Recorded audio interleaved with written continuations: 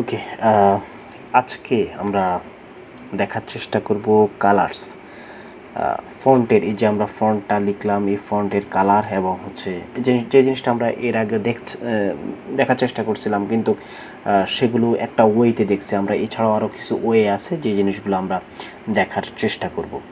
তো সর্বপ্রথম যদি আমি আলোচনা করি, আমরা এখানে যে ক্লাস নেমটা আছে ওইটা রাখি, আইডি নামটা বাদ দিয়ে দিই, একটা রাখলেই চলবে। ওকে, তো আমরা এখান থেকে যদি স্টাইলে যাই, স্টাইলে আমরা একটা ব্যাকগ্রাউন্ড কালার দিছি, আমরা কালারটা রাখতেছি না, আমরা জাস্ট আগে কালার দিয়ে ট্রাই করতেছি যে সাধারণত কালার আমরা কয়েকভাবে লিখতে পারি। এখানে আমাদের দুই সিস্টেমে দেওয়া আছে, দেখতে পাচ্ছেন যে এখানে একটা নাম দেওয়া আছে। নামটা হচ্ছে সরাসরি আমরা কালার্সের নাম লিখে ফেলতে পারি, যে রেড, গ্রিন, ব্লু, এখানে টিল দেওয়া আছে, tomato, violet, wheat, white, white smoke, yellow green, এভাবে আমরা ব্যবহার করতে পারি একটা সিস্টেম। আরেকটা সিস্টেম হচ্ছে RGB, এভাবে আমরা ব্যবহার করতে পারি। আমরা জানি যে কালার কম্বিনেশনের একটা ফরম্যাট হচ্ছে RGB, মানে রেড, গ্রিন, ব্লু। তো রেড, গ্রিন, ব্লু এর যে সিস্টেম সেটা হচ্ছে 0 থেকে 255 পর্যন্ত। এই সংখ্যাগুলোর মধ্যে আমরা ব্যবহার করতে পারি। যেমন 0 থেকে 255-র মধ্যে আমি ইউজ করলাম প্রথমে রেড 200 দিলাম, গ্রিন হিসেবে আমরা ইউজ করলাম 80, এবং ব্লু হিসেবে ইউজ করলাম আমরা 90। যদি এটা ব্যবহার করি তাহলে দেখেন যে এখানে একটা কালার চলে আসছে অলরেডি। এছাড়াও যদি অন্য কোনো কালার দিতে চাই, দেখেন এই কালারের যে মানটা সেটা চেঞ্জ হচ্ছে। এছাড়াও যদি আমি অন্য কোনো কালার দিতে চাই, এটা কালার কিন্তু মান চেঞ্জ হচ্ছে। রেড হিসেবে 15, দেন হচ্ছে গ্রিন হিসেবে 56 এবং ব্লু হিসেবে 256। এটা কখনই 255 পার হবে না। 200 আমি যদি 56 দিই তাহলে সে কিন্তু সেটা নিবে না, তার মানে 255 পর্যন্ত হচ্ছে হাইয়েস্ট। ওকে, এরকমভাবে আমরা ব্যবহার করতে পারি। আমি জাস্ট এখানে 25 দিলাম, এখানে একটা কালার চলে আসলো।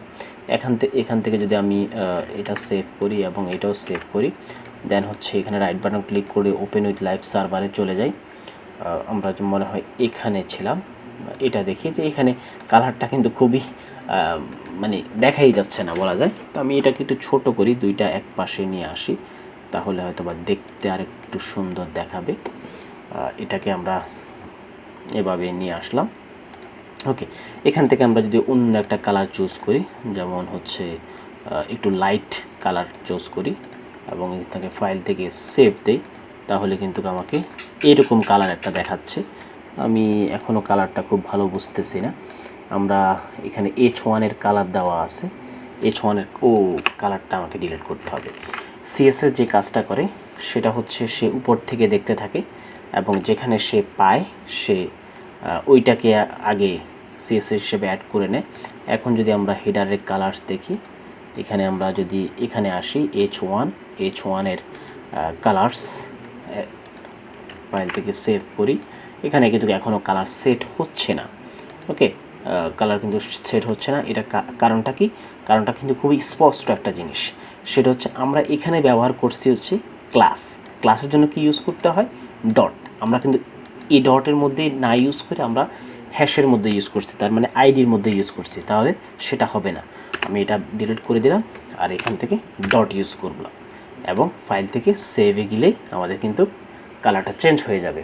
এটাই হচ্ছে মূলত বিষয়। তার মানে আমাদের ক্লাসের ক্ষেত্রে আমরা ডট ইউজ করব, আইডির ক্ষেত্রে হ্যাশ ইউজ করব এবং সরাসরি ট্যাগ হলে সরাসরি ট্যাগটা লিখে দেবো, ওইখানে কোনো কিছু অ্যাড করতে হবে না। ওকে, তো আমরা দুইটা ফরম্যাট দেখলাম, একটা হচ্ছে সরাসরি আমরা নাম লিখে ফেলতে পারি, আর একটা হচ্ছে RGB লিখতে পারি। এছাড়াও আর একটা প্রসেস আছে, সেটা হচ্ছে আমরা ইউজ করতে পারি হেক্সাডেসিমাল কোড।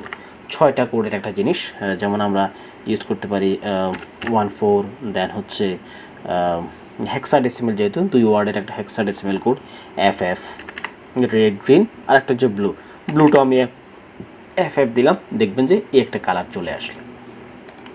এছাড়াও যদি আপনি কোনো কালার অনলাইন থেকে দেখতে চান, আমরা যদি কালার পিকার লিখে সার্চ দিই, তাহলে আমরা এখানে কিছু কালার পাবো। খুব সুন্দরভাবে আমরা যে কালারটা চুজ হয়, আমি এই কালারটা চুজ করলাম, এখান থেকে হেক্সাডেসিমাল কোডটা আমি কপি করতে পারি, কপি করে এখানে জাস্ট পেস্ট করে দিতে পারি, দেন ফাইল থেকে সেভে ক্লিক করে আমি এখানে কালারটা চলে আসবে। ওকে, এইভাবে কালার পিকারে ইউজ করে আমরা কালারগুলো নিয়ে আসতে পারি। হেক্সাডেসিমাল কোড হলে হেক্সাডেসিমাল কোড, অথবা আমরা যদি 8GB চাই তাহলে 8GB কালার নিয়ে আসতে পারি। ওকে, এইভাবে আমরা কালার সেট করতে পারি। এটা যদি আমরা ব্যাকগ্রাউন্ড হিসাবে ইউজ করতে চাই, জাস্ট সামনে ব্যাকগ্রাউন্ড লিখে দেব, তাহলে হবে। আরও একটা সিস্টেম আছে RGBA, রেড গ্রিন ব্লু, এবং হচ্ছে আমরা এটাকে যদি অপাসিটিটা কমাতে চাই, বাড়াতে চাই, এরকম একটা সিস্টেম করা যায়, সেটা আপনারা একটু ভালোভাবে দেখার চেষ্টা করবেন। আমি এখানে একটা ব্যাকগ্রাউন্ড কালার দিয়ে দিই, ব্যাকগ্রাউন্ড কালার। দেন হচ্ছে এখান থেকে আমি একটা ব্যাকগ্রাউন্ড কালার নিই, এরকম একটা কালার নিলাম, জাস্ট এরকম। এখান থেকে কপি করলাম এবং এখান থেকে পেস্ট করলাম, ফাইল দিয়ে সেভে গেলাম, এবং এখান থেকে যদি দেখার চেষ্টা করি, দেখতে পাচ্ছি আমাদের এখানে একটা ব্যাকগ্রাউন্ড সুন্দর কালার চলে আসছে। তো এরকমভাবেই আসলে আমরা কালার্স এবং ব্যাকগ্রাউন্ড কালারগুলো সেট করতে পারি। এছাড়া যদি আমি আরও একটা এরকম H1 আরেকটা নিতে চাই, H1, দেন হচ্ছে এখানে আমি লরেল 50 দিলাম, এবং এটার ক্লাসও যদি আমি সেম ক্লাস ব্যবহার করি, এখানে কপি করলাম এবং এখানে পেস্ট করে দিলাম এবং সেভ করলাম, এটার স্টাইলটা কিন্তু সেম হয়ে যাবে।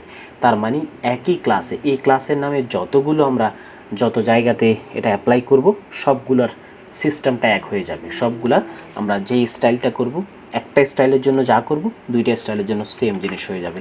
এখানে যদি আমরা ফন্ট সাইজ ব্যবহার করি, ফন্ট সাইজ ইউজ করলাম হচ্ছে আমি 50 পিক্সেল, তার মানে দুইটার জন্যই সেমভাবে 50 পিক্সেল চলে আসবে। এখানে যদি আমি 15 পিক্সেল ইউজ করি, তার মানে দুইটার জন্য 15 পিক্সেল, মানে 15 পিক্সেল চলে আসবে। ওকে, এভাবে আমরা ইউজ করতে পারি যে কীভাবে কালার্স এবং ব্যাকগ্রাউন্ড কালারগুলো সেট করা যায় সেই জিনিসটা। আশা করি বুঝতে পারছি। ধন্যবাদ সবাইকে।